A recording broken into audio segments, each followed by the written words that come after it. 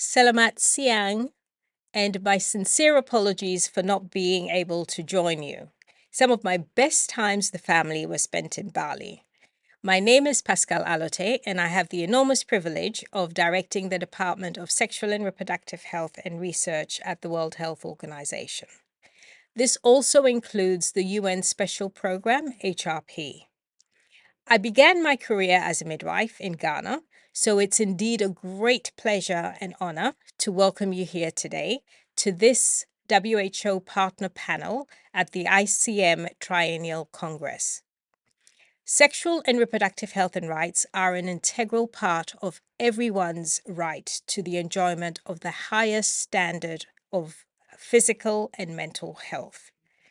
We often take our sexual health for granted and even tend to ignore many of the disorders and discomforts we experience in spite of the role sexual health has throughout our lives.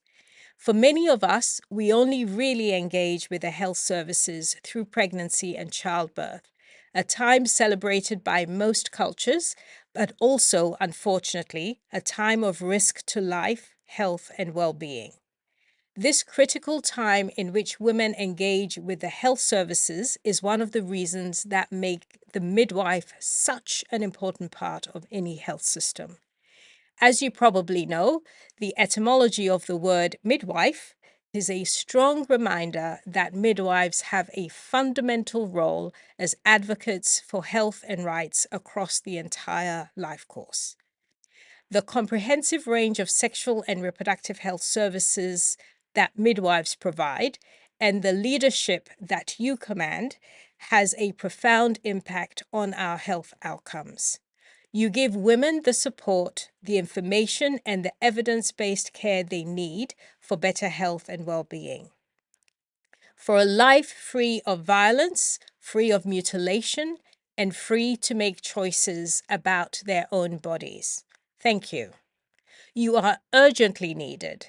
Data collected and presented on sexual and reproductive health consistently point to deep gaps in rights and justice, gender equality, human dignity, and broader social health and well-being. We know that progress is highly inequitable, with service gaps greatest in low-income countries, and WHO and HRP are committed to advancing sexual and reproductive health and rights for all. In today's session, we are excited to share the many tools and resources that we have developed in consultation with many of you and to the highest standards of research, evidence, and quality.